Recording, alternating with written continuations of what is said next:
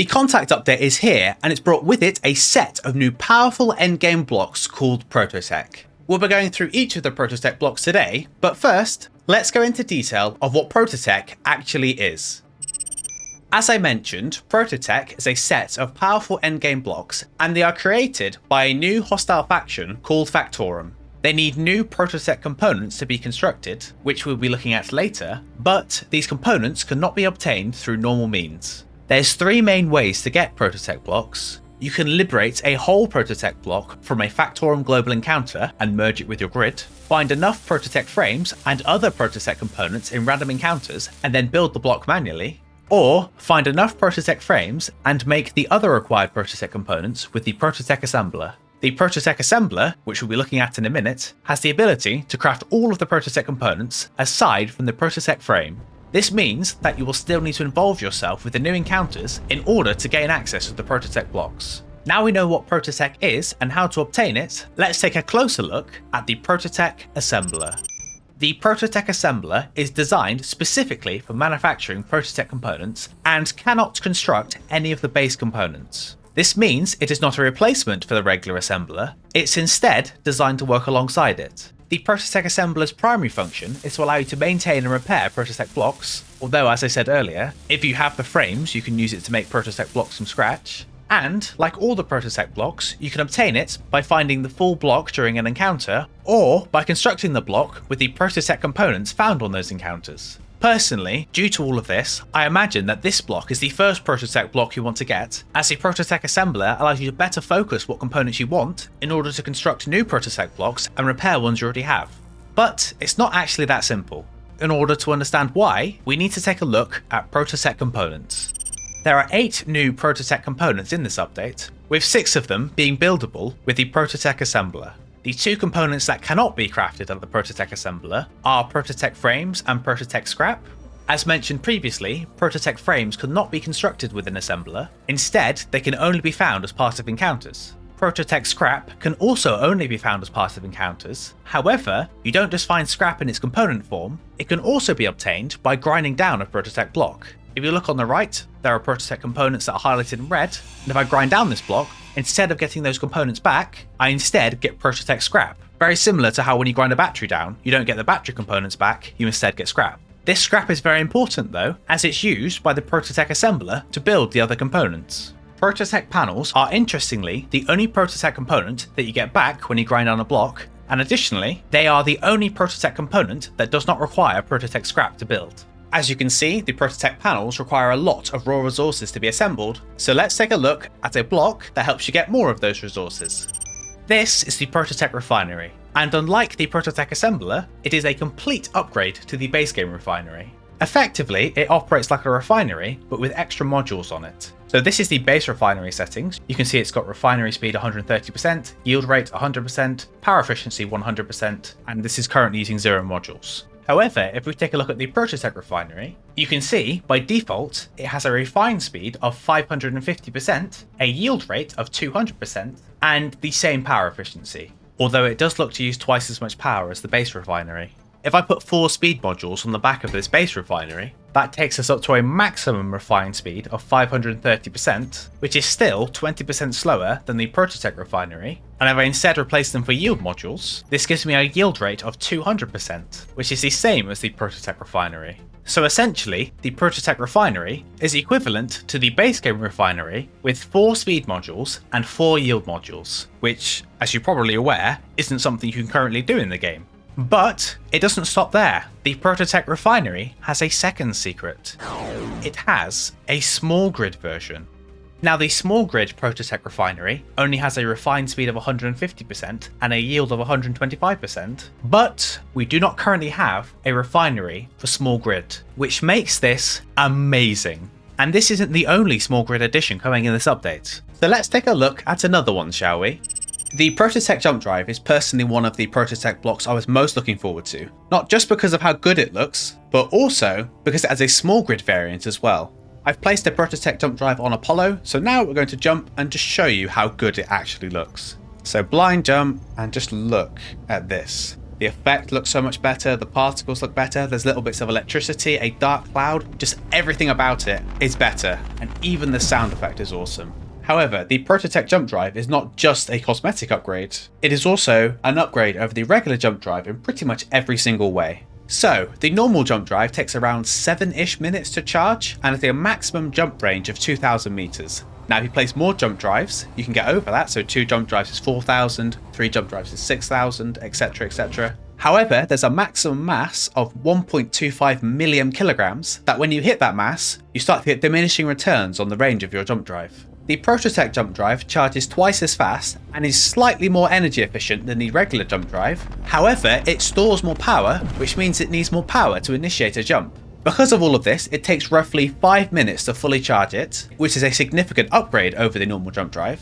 And additionally, it has 3 times the range of the normal jump drive, boasting a 6,000 kilometer maximum jump distance. Additionally, the mass penalty that I mentioned before is doubled for the Prototech jump drive, meaning your ship can be twice as heavy before you start experiencing the penalties to the jump range. And like the regular jump drive, you can add more of them to your ship to increase your maximum jump range. But this isn't all the Prototech jump drive can do, as, like I said, there is a small grid version of it as well. You can see the small grid version of the Prototech jump drive here, and it looks very similar to its large grid counterpart. The animation is pretty much the same for the small grid jump drive as it is the large grid one. The stats, however, are very different. For starters, being a small grid block, the small grid Prototech jump drive needs less power to complete a jump, but it also charges slower than it. With all these numbers together, at its maximum charge rate, the small grid jump drive takes about 4 minutes to be fully charged. It also has a much smaller jump distance than even the base jump drive, only boasting 500 kilometers compared to the 2,000 kilometers of the base one. And it also has a much lower maximum mass, only being 50,000 kilograms down from the 1.2 million kilograms of the large grid variant. These put the small grid jump drives as more of an addition to your arsenal rather than a replacement for the large grid one. Now, one thing I've always liked about Space Engineers blocks is they hide little Easter eggs on them. You can see it says here, all hail the almighty Clang, which is pretty cool. And if you look at this terminal, you'll notice in a second, it will glitch out and do this. Curious, what could this mean? The new largest block in Space Engineers is here, and it's this, the Prototech Thruster. And let me tell you, it looks absolutely amazing. It would probably be my favourite block in this update if there wasn't another one that is even better, but we'll get to that in a minute. Like with the jump drive, on top of being new and super cool, it also has a new sound effect. If I fire it now, you should be able to hear it. There you go. New sound effect, it has a new thruster flame that looks absolutely gorgeous. Oh my god, this block looks so good. It isn't all just about appearances though. The large grid, yes you heard me right, large grid Prototech Thruster emits 14,000 kilonewtons of force, which is exactly 3¼ times more powerful than the large grid large ion thruster, but it also costs 2 times as much energy as that thruster. It's also worth noting that I'm comparing to an ion thruster because the Prototech Thruster is technically an ion thruster, as it works better in space than it does in an atmosphere. However, the numbers are different to the ion thruster, and the Prototech Thruster is actually slightly more efficient than it within an atmosphere. As I said, there's also a small grid version as well. Like the large grid one, this is 3¼ times more powerful than the small grid large ion thruster, and it also requires 2 times as much energy as it. And like its large grid counterpart, it is slightly more efficient in an atmosphere than an ion thruster, but it still loses its efficiency when in an atmosphere. Now, compared to other Prototech blocks, especially ones we'll be looking at later, this isn't as big an upgrade as some of the other ones. These thrusters being 3¼ times more powerful than their base counterparts, but also using 2 times the amount of energy, makes them only roughly 1.6 times better than their base counterparts, which isn't a massive upgrade, but it's also worth mentioning that they're more space efficient, as one Prototech thruster takes up the space of 1.5 ion thrusters, but in that space it outputs over 3 times the amount of thrust. But let's be honest, when building a ship, most of us don't really care about how good the blocks are, it's about how good they look. And if we're comparing the two, this Prototech Thruster is a billion times better than the base counterpart. And if we're going just by aesthetics, the next block is also a billion times better than its base counterpart. This is the Prototech Gyroscope, and oh my god, it looks so good. I've mentioned in my videos before, I love blocks with moving elements, like the access panels they added in the signals update, and these are just that, but times 100. Look at the little thing spin, it looks so good. But it's not all about beauty, there's more to these than meets the eye.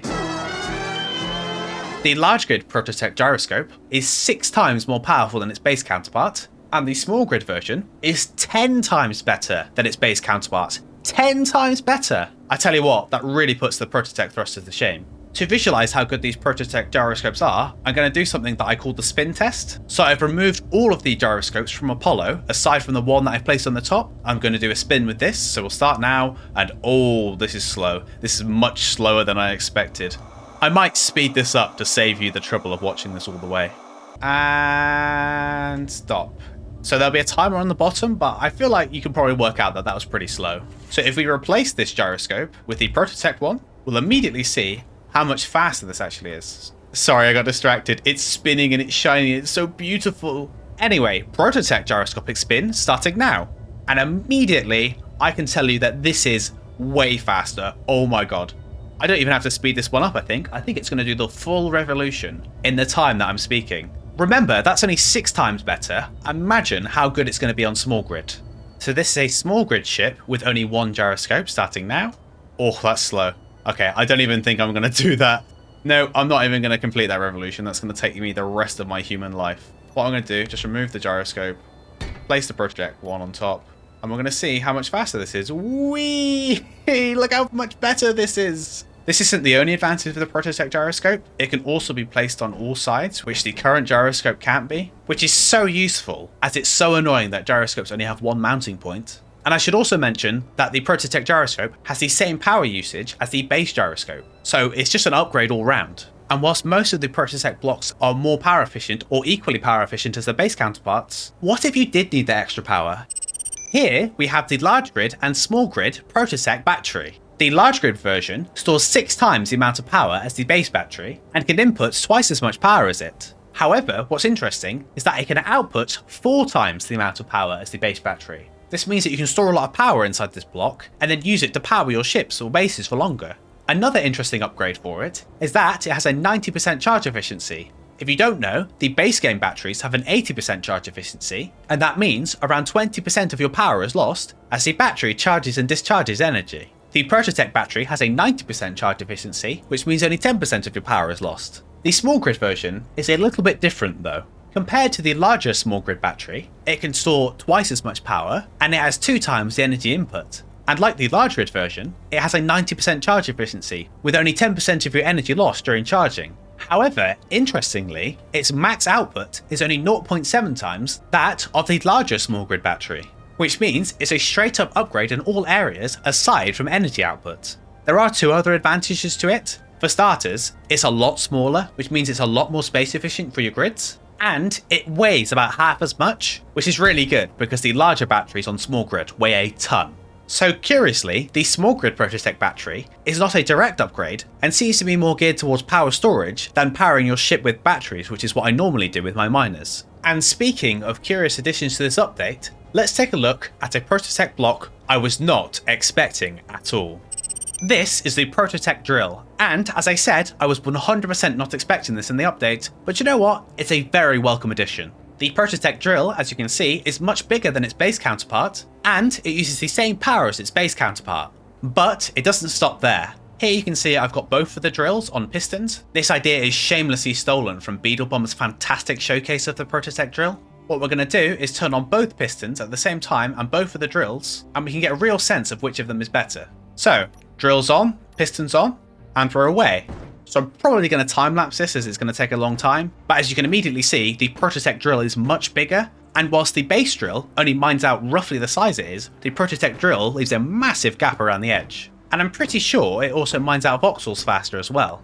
As you can see, we're now done, and we're just going to measure these holes. So by using /GPS, places down a marker, and if you run over to the other side, we can see that this is roughly 15 meters. And then if you come over to the regular drill, do the same again, /GPS, we can see this one is roughly 7 meters. So it mines out a much larger area. However, the most interesting thing is how much resources it's mined. So the normal drill has mined 235,000 ice and around 1.5k stone. And the Prototech Drill, has mined a lot more, mining 8 times the amount of ice and a lot more stone. This is because not only does the Prototech Drill mine out a larger area, it also gives you more resources for doing so, making it a straight up massive upgrade to the base drill. I've just realized as well, it got that massive amount of stone from this tiny little area down here. This thing is insane. This thing is absolutely insane. That's all of the Prototech blocks added in this update, but I'm sure we'll get more in the future. And if you want to see a video where we go over how to get the Prototech blocks, you can check out this video here. And we also have this video here where I go over everything else added in this update. And there is a lot of awesome stuff in it. And if you want to see more videos about Space Engineers, don't forget to like this video and subscribe to this channel for everything you could ever want to know about the game. A special thanks to Clone, Briarrose, Tarantula Fudge, Sommet, Nicola David, Banu, Penguin, Hamish Drowner, Taurus 1834, Splurgeburger, The Whiskman, and The Wildcat. If you want to support this channel, you can become a YouTube member by clicking the join button below.